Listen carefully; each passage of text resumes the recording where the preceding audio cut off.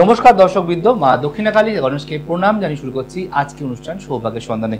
আমরা অনেক দিন ধরে জানি প্রতিটি মানুষের জীবনে বিভিন্ন সময় ঝড় আসে এবং সেই ঝড়গুলো কখনো কারোর ভাগ্যের জন্য হয়, কারোর কপালের জন্য হয়, কারোর কর্মের জন্য হয় এবং কারোর নিজ ব্যবহারের জন্য হয়। কিন্তু আপনারা কি জানেন যে এগুলোর বাদ দিয়েও বাস্তুটা আমাদের জীবনে একটা মহত্বপূর্ণ ভূমিকা পালন করে। বাস্তু যদি আপনার জীবনের সঠিক পরিচর্যা না থাকে, বাস্তু যদি আপনার জীবন থেকে সম্পূর্ণ নিরাপদ না থাকে, তাহলে আপনি বাস্তুতে কোনো ডেভেলপমেন্ট করতে পারবেন না।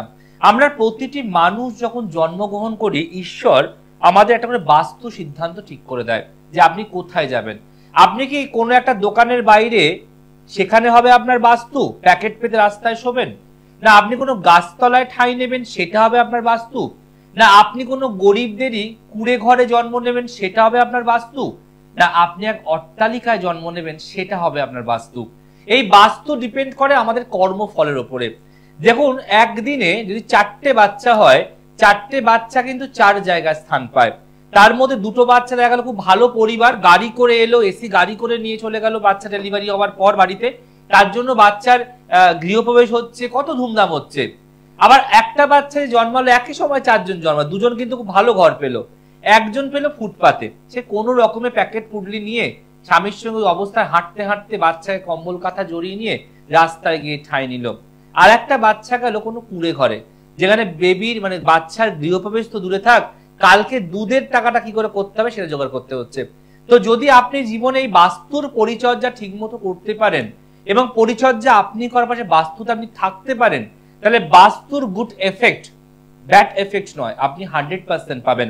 আমরা যে প্রতিদিন যে কর্মক্ষমতায় জ্বলছি, যে সাংসারিক ক্ষমতায় জ্বলছি, যে ঈর্ষার ক্ষমতায় জ্বলছি, যে শত্রুতার ক্ষমতায় জ্বলছি, যে অহংকারের ক্ষমতায় জ্বলছি, তার সব কিন্তু বাস্তু দেবতা নিরূপণ করতে পারে।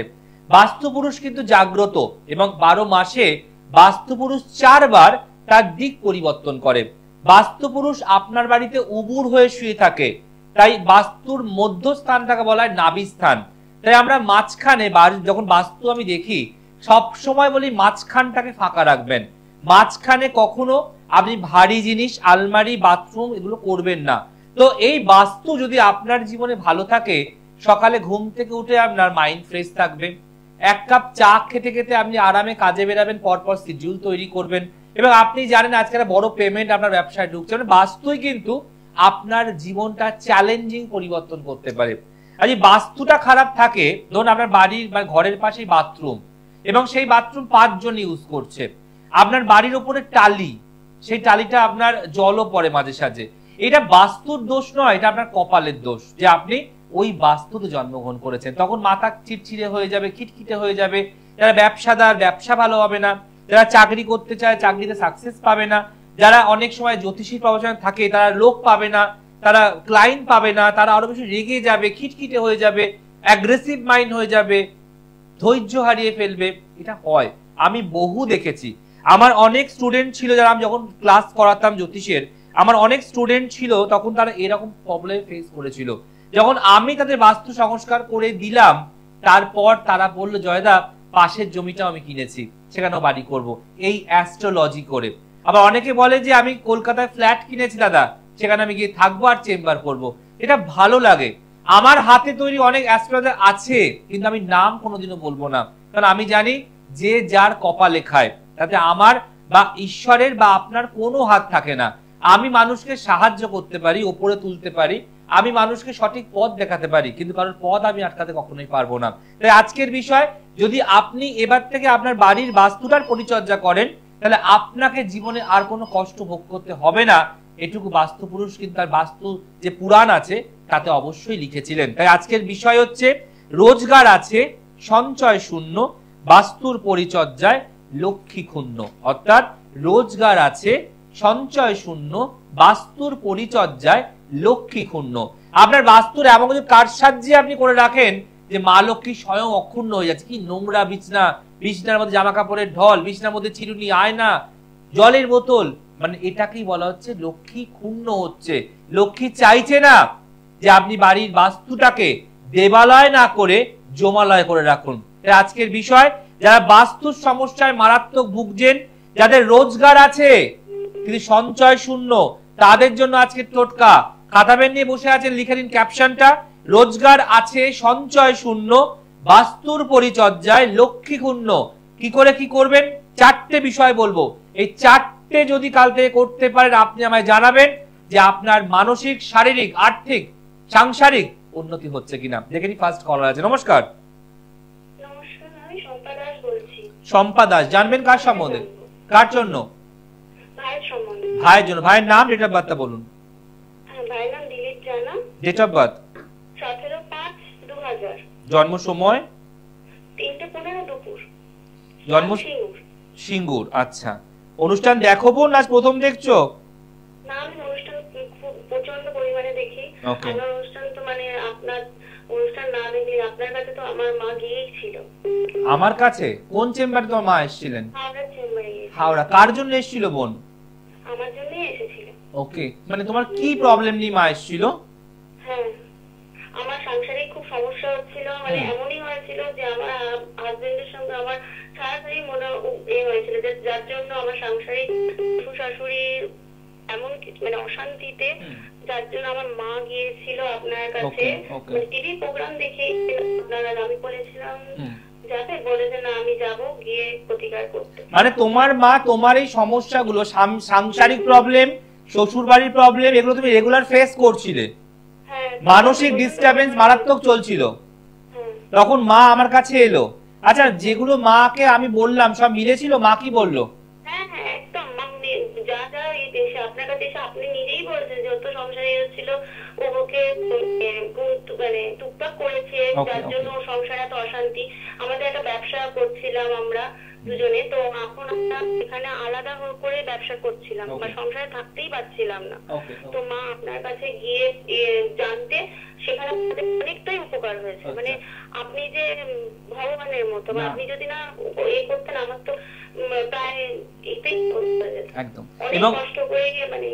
আচ্ছা, এই যে তোমার মা আমার কাছে এলো, দেখালো, যা যা সমস্যা বললাম সব মা তোমাকে শেয়ার করলো বাড়ি গিয়ে, যে দাদা এইগুলো বলেছে, তো তারপর তো প্রতিকারটাও নিতে বলেছিলাম, নিশ্চয়ই প্রতিকারটা নিয়েছো, তাই ভালো আছো? হ্যাঁ, প্রতিকার নিয়েছিলাম। প্রথমের দিকে তো নিতে তো আমি একটু করছিলাম যে মা অনেক তো টাকা ব্যাপার, আমি তো আজ কাছে এখন নেই, কি করে যদি না হয়। তো মা বললো দেখ না হলে আমি তোকে টাকা দিয়ে দেবো, কিন্তু তুই প্রতিকার নিয়ে আমি তোকে দিচ্ছি। মানে মায়ের এতটা কনফিডেন্স ছিল আমার উপরে? হ্যাঁ। মা তুমি বলছো মা এতগুলো টাকার ব্যাপার কিভাবে নেব, মা বলছে তুই নে, তোর কাজ না হলে আমি তোকে টাকা ফেরত করে দেবো। হ্যাঁ হ্যাঁ, মা বলেছে তুই নে, আমি টাকা দিচ্ছি, যদি না হয় আমি তোকে ফেরত দিয়ে দেবো। আচ্ছা, একটা কথা খুব জানতে ইচ্ছা করে, একটা জানতে চাই যে তোমার মা যখন সিদ্ধান্ত নিল, বা তুমি বলে ঠিক আছে দাও দেখি কি হয়, তো এই যে তোমরা একটা দোনামোনা আমার কাছ থেকে প্রতিকারটা নিলে, সেই দিনের একটা ভয় ভয় আতঙ্কের অভিজ্ঞতা, আর আজকের তুমি বলছো সব ভালো আছে, দুটোর মধ্যে পার্থক্যটা কি? যে খরচা করলে ভালো থাকা যায়? হ্যাঁ, অবশ্যই খরচা করলে অবশ্যই ভালো, আর বিশ্বাসটাও বড়। একদম একদম। আমি সত্যি আমার মা বিশ্বাস ভরসা আপনার উপর এতটাই, মানে যার জন্য আজকে আমি ভালো আছি। আর ধরো তুমি সাপোজ ভালো আছি, একদম এখন একসঙ্গে ব্যবসা করছি, মানে হাজবেন্ডের সঙ্গে মিল আছে তো? হ্যাঁ হ্যাঁ হ্যাঁ, আপনার জন্যই করে নেওয়ার পরেই আমাদের মিল মোটামুটি হয়ে গেছে। আচ্ছা, এবার ব্যবসা কি দুজনে স্বামী স্ত্রী মিলে করছো? হ্যাঁ হ্যাঁ। আচ্ছা, এই বন্ধুত্বটা কেমন লাগছে? দুজনে মিলে ব্যবসা করছো, ভালো আছো, ঘুরতে যাচ্ছো, হাসছো, কেমন লাগছে? ভালো লাগছে। আচ্ছা, একটা কথা জানতে খুব ইচ্ছে, ধরো সেদিন প্রতিকারটা তোমরা না করতে, যে এতগুলো টাকার ব্যাপার করলে কাজ হবে কিনা, তাহলে কি এই কষ্টটা নিবারণ হতো? না। তাই না? এইটাই মানে, মানুষ যদি সঠিক সময়, সঠিক জায়গায়, সঠিক মানুষের কাছে সঠিক সিদ্ধান্ত নেয়, তাহলে আজকে তোমার মতো বোনেরা কাঁদবে না, স্বামী স্ত্রী দুজনে কাঁধে কাঁধ মিলিয়ে ব্যবসা করবে। আমি কি ভুল বলছি?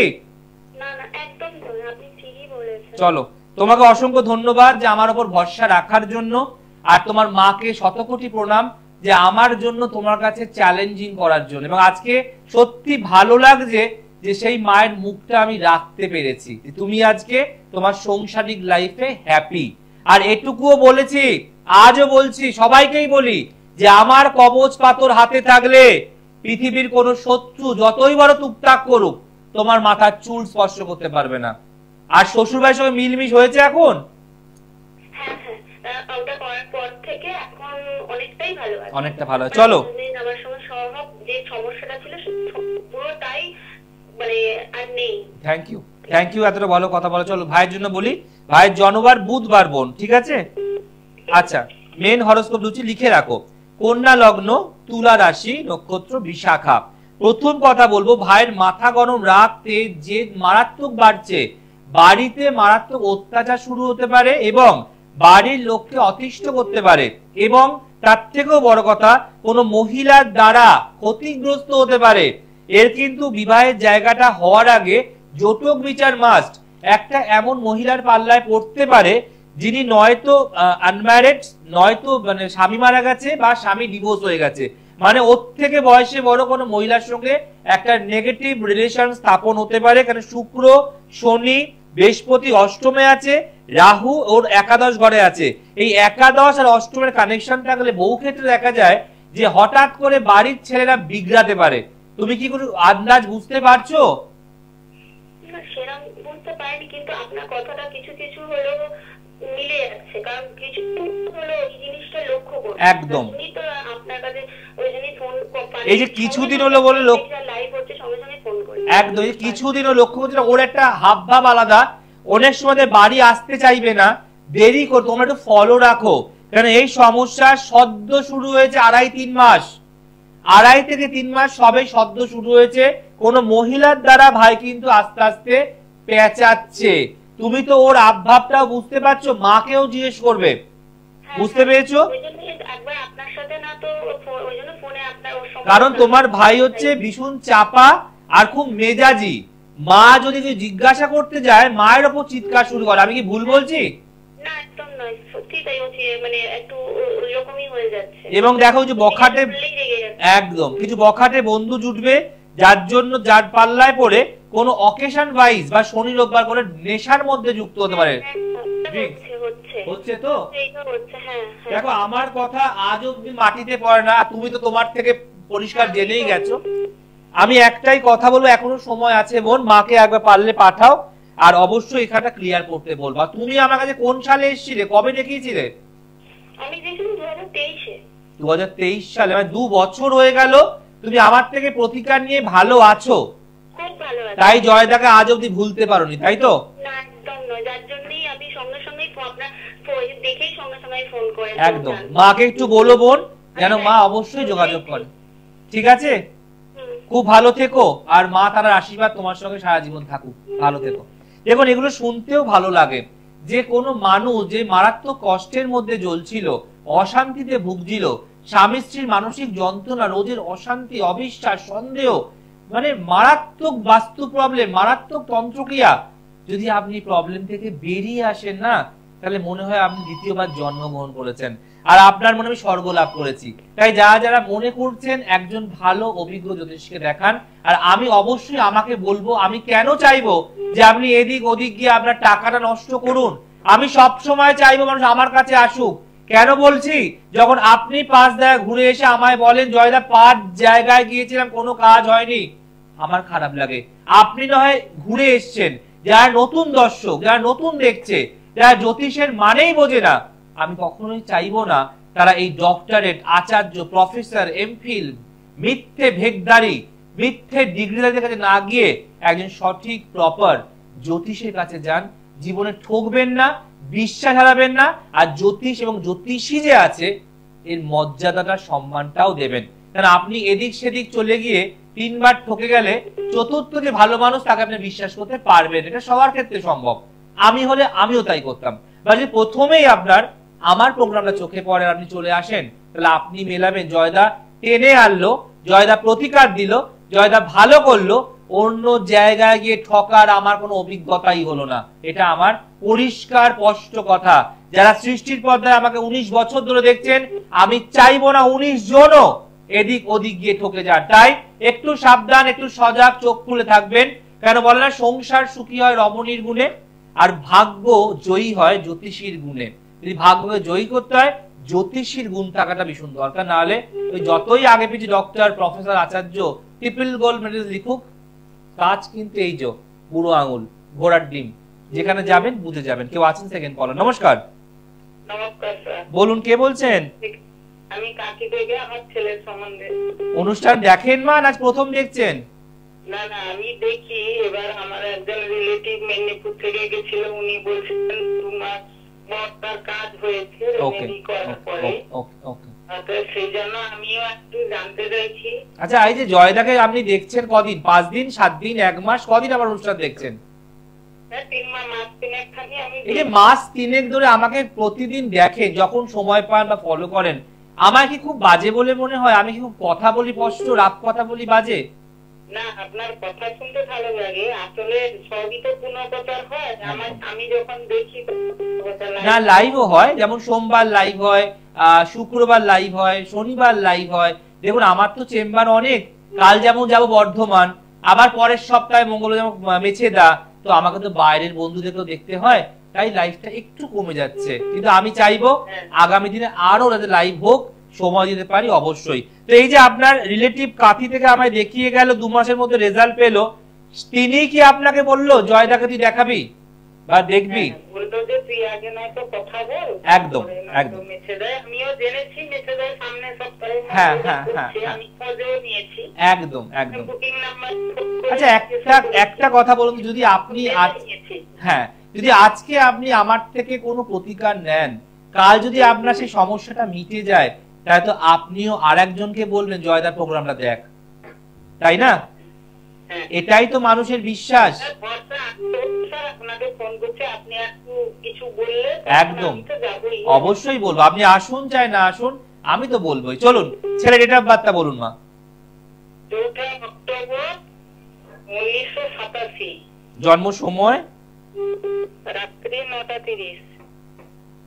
জন্মস্থান কোথায়? কাঁথিতে। কাঁথি। আর এটা কি পূর্ব না পূর্ব মেদিনীপুর? হ্যাঁ, পূর্ব মেদিনীপুর কাঁথি। আচ্ছা, প্রথম কথা বলবো, ছেলের মাথা ঠান্ডা রাখতে হবে, বুঝতে পেরেছেন? ছেলে মনের দিক দিয়ে রাজা, বাইরের লোকের জন্য জীবনপাত করবে, কিন্তু ঘরের লোক কিছু বললেই প্রবলেম হয়ে যাবে। জন্মবার হচ্ছে রবিবার, সানডে আপনার ছেলে জন্মবার, তাই তো? আচ্ছা, এবার লিখে রাখুন জন্ম চার্ট অনুযায়ী। এখানে বলছে যে বিষ লগ্ন, কুম্ভ রাশি, নক্ষত্র শতভিষা। ঠিক আছে? প্রথম কথা, বিবাহিত জীবন শুভ নয়, দুটো প্রবলেম দেবে। এক হচ্ছে বিয়ে হতেই দেবে না, যোগাযোগ আসতে দেবে না, মনের মতো পাত্রী হবে না, লেট ম্যারেজ। আর দুটো প্রবলেম কি, যদি হঠাৎ করে বিয়ে হয়ে যায় বা দেখাশোনা করে যান, সেখান থেকে মামলা মোকদ্দমা, থানা পুলিশ, অশান্তি, ঝগড়া, ঝামেলা এবং গৃহ ত্যাগী পর্যন্ত হতে পারে। লগ্নের পঞ্চম ঘরে রবি কেতু গ্রহণযোগ করছে, ছেলেটি জীবনে একাধিকবার মিথ্যে বদনাম, মিথ্যে অভিযোগ পাবে। যে অন্যায়, যেই ভুল, যেই দোষ, যেই কাজও করবে না, সম্পূর্ণ দায়ভার কিছু মানুষ ওর ঘাড়ে চাপিয়ে দেবে। এছাড়া নেশার মধ্যে হঠাৎ করে লিপ্ত হতে পারে। শত্রু আপনাদের প্রচুর, আপনার আশেপাশের প্রতিটা মানুষই আপনাদের ভালো হোক, আপনারা কিছু ঘর করুন, আপনারা কিছু রং করুন, আপনারা একটা টিভি কিনুন, বাকিরা সহ্য করতে পারে না। আমি কি ভুল বলছি? আমি কি ভুল বলছি? এছাড়া দ্বাদশে বৃহস্পতি, লগ্নের একাদশে রাহু, কর্মজীবন খুব একটা ভালো নয়।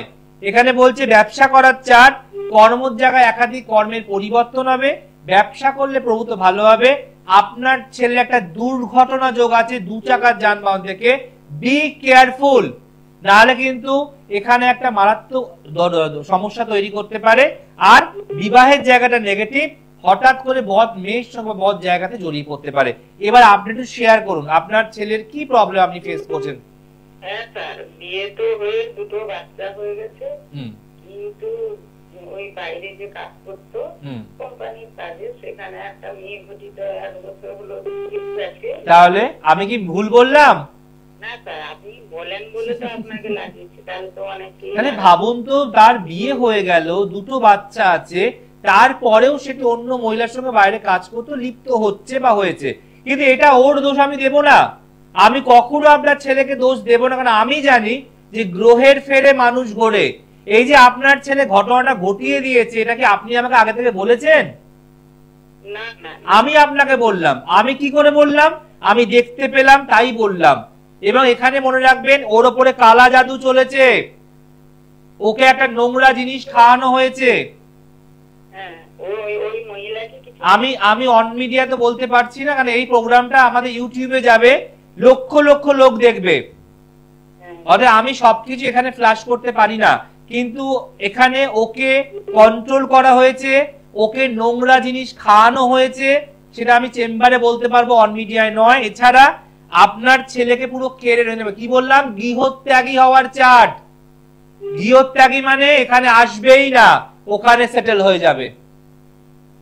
না ও তো এসছে, কিছুদিন হলো এসছে, মাঝখানে চলে যাবে, চলে যাবে, ও থাকবে না। কেন? ওখান দিয়ে কাজ চলছে, ওখান দিয়ে কাজ চলছে, তাই বললাম গৃহত্যাগী হওয়ার চার্ট। আপনি স্যার কোনো কিছু করতে পারবেন না? আমি তো সবই পারবো, কিন্তু আপনি যদি বাড়িতে বসে পাকার হাওয়া খান আর জানেন, তাহলে আমি কিছু করতে পারবো না। এই যে আমি এখন আমরা কি বললাম, গৃহত্যাগী হওয়ার চার্ট, এই প্রোগ্রামটা তো ইউটিউবে থাকবে, রেকর্ড করে রাখুন, কারণ ওখান থেকে কল কবজা নাড়াচ্ছে, এটা মনে রাখবেন। ও আজ এসছে, 1 মাস হঠাৎ করে চলে গেছে, এই যে চলে যাবে, ও কিন্তু আর ফিরবে না, কারণ কোন মহিলা ওকে কন্ট্রোলিং করছে। তাই যদি মনে হয় ইমিডিয়েট এই লগ্নের পঞ্চম ঘরে মঙ্গল, শুক্র, রবি, কেতু এটা কাটান, রাহু নেগেটিভ কাটান, তাহলে জীবনে প্রতিষ্ঠা কোনো দিনও পাবেন না, এবং ও এই সংসারে হ্যাপি থাকতে পারবে না, যার সাথে যাবে সেখানেও পারবে না। লিখে রাখুন ডেটটা, কেন ও এখন মোহের বশে চলছে, মোহের বশে। যাবো যাতে তার সংসারটা সুখের হবে। কিন্তু আপনি বলুন তো, আপনি মা, আপনি শুনেছেন, আপনি বুঝছেন, আপনি দেখছেন, আপনি কি আমায় বলেছেন না আমি সমস্যা আপনাকে বললাম? না না, আপনি বললেন আপনার প্রতি বিশ্বাস ভরসা আছে বলে। একদম। শুধু সেটা নয়, আপনার তো কোনো আত্মীয় এসে দেখিয়ে 2 মাসের রেজাল্ট পেয়েছে, তাই কি না? অতএব আমি একটাই কথা বলবো, নদীতে বাঁধ ভাঙার আগে তাকে আটকে দিন। একবার বাঁধ ভেঙে গেলে সেই নোনা জল, পচা জল পুরো গ্রামকে ভাসাতে পারে, আপনার নতুন সংসারটাকে নষ্ট করতে পারে। ঠিক আছে? ভালো থাকুন। জয়দা যা বলে পরিষ্কার বলে, স্পষ্ট বলে, আর জয়দা অনুষ্ঠান করে, জয়দা আলোচনা করে, জয়দা সমালোচনা করে না।